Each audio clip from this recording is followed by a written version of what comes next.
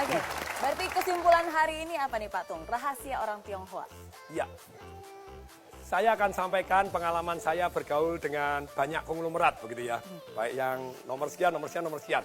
Dan ternyata mereka mendidik anaknya dengan kecerdasan keuangan yang berbeda dengan orang biasa. Sekarang akan saya share kecerdasan keuangan dalam waktu 5 menit. Kita sekolah, setelah lulus sekolah disuruh apa? Kerja, tapi kita tidak diajarin ngelamar kerja. Kerja untuk apa? Cari uang. Tapi kita tidak diajarin cara cari uang dan kecerdasan keuangan. Bahkan kecerdasan keuangan itu ternyata lebih tabu dibanding kecerdasan seksual. Kecerdasan seksual kelas 3 SD diajarin. Kecerdasan keuangan sampai S3 juga tidak diajarkan. Nah, kecerdasan keuangan dimulai dengan kita tahu dua hal. Satu, kita tahu yang namanya pendapatan dan pengeluaran. Sangat sederhana. Income sama spending. Yang namanya pendapatan itu ada 3. Satu, active income. Yang kedua, passive income. Yang ketiga, portfolio income. Active income ada 3. Satu adalah kita sebagai karyawan, itu active income. Kemudian yang kedua kita sebagai profesional, jadi dokter, jadi lawyer, di mana Anda harus ada Anda baru dapat income. Yang ketiga dari active income adalah sebagai pengusaha, tapi usahanya belum autopilot.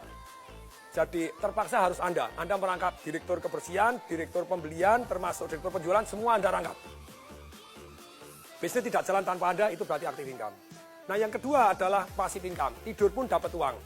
Ruko yang disewakan, properti yang disewakan, tanah dibagi hasil, sarang walet, hias, terus kemudian punya franchise yang luar biasa yang jalan tanpa kita, punya multi level yang jalan tanpa kita, agen asuransi yang agen-agennya sudah jalan tanpa kita. Dan tentu saja passive income ini sangat penting. Tapi sayang sekali banyak orang tidak punya goal, punya passive income. Akibatnya seumur hidup kerja tidak punya passive income, begitu dia tidak bekerja, hidupnya susah. Yang ketiga adalah portfolio income. Apa itu? Secara sederhana, portfolio income adalah capital gain. Sayangnya, hanya orang punya biasanya cuma rumahnya dia saja. Kalau rumahnya dia saja, yang terjadi, ya rumahnya meningkat. Dulu saya beli rumah misalnya 2,4 M, sekarang 25 M. Berarti ada 22,6 M, itu invisible income. Tidur tambah kaya. Nah ini padahal harusnya lebih dari 1, jadi Anda tambah kaya tanpa disadari. Pengeluaran secara umum ada yang namanya produktif dan ada yang namanya konsumtif. Kalau yang namanya produktif, itu tentu saja yang untuk investasi tadi, untuk passive income dan untuk portfolio income.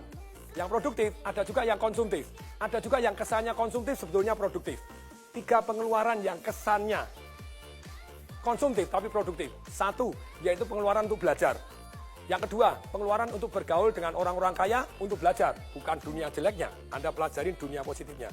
Yang ketiga, pengeluaran untuk amal. Kelihatannya konsumtif, tapi sebetulnya membawa berkat luar biasa untuk kita. Nah, pengeluaran ini juga, ini namanya ada 3 jenis nih. Kalau yang di luar 2 tadi, produktif, konsumtif. Sekarang pengeluaran ada 3. 1 yang namanya langsung habis. Apa itu yang termasuk langsung habis? Saya ngajar anak-anak umur 12 sampai 21 tahun, sekian ratus anak datang, saya tanya, kalau kamu tak kasih duit 50 juta, beli apa? Ada yang nulis, sepatu 24 juta. Sepatu apa 24 juta? Dia nyebutkan merek tertentu, Pak Tung ketinggalan. Keren Pak Tung, itu pengeluaran langsung hilang. 3 tahun kemudian dijual sepatunya laku nggak? Langsung habis. Anda makan, Anda beli baju, beli apa itu langsung hilang, pengeluaran langsung hilang. Jadi konsumtif langsung hilang. Yang kedua, passive spending. Apa itu passive spending? Anda langganan macam-macam gitu ya, yang tidak Anda pakai, termasuk karyawan tidak produktif. Kemudian Anda beli mobil yang sebetulnya tidak harus, setiap bulan harus keluar, bensin keluar. Ini semuanya passive spending. Tidur pun tetap harus Anda keluar. Ini berat, saya sangat menghindari ini. Kemudian yang ketiga, itu adalah invisible spending. Tidur pun Anda dirampok tanpa Anda tahu. Contohnya, harga mobil. Saya dulu beli mobil 2009, Mercedes S-Class, 1.850, 1.850.000. Begitu tahun lalu saya jual, 350. Hilang 1,5 M. Untungnya saya belinya pakai passive income, jadi aman. Jadi gini, pelajarannya adalah begini. Selama Anda belum punya income, saya bilang, seperti anak-anak kecil tadi. Negara ini bangkrut, rakyat-rakyatnya miskin. Kenapa? Karena belum punya income, sudah pinter boros-boros. Yang kedua, banyak orang miskin tetap miskin karena baru aktif income sudah kebanyakan gaya. Menurut hukum fisika, hukum alam ciptaan Tuhan, gaya sebanding lurus dengan tekanan.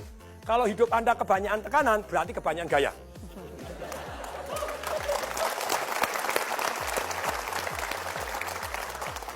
Jadi begini, boleh nggak kita gaya? Boleh. ketika passive income Anda jauh lebih besar dibanding gaya hidup Anda, maka Anda hidupnya tanpa tekanan. Semoga mulai hari ini kecerdasan keuangan juga diajarkan di sekolah. Salam dahsyat.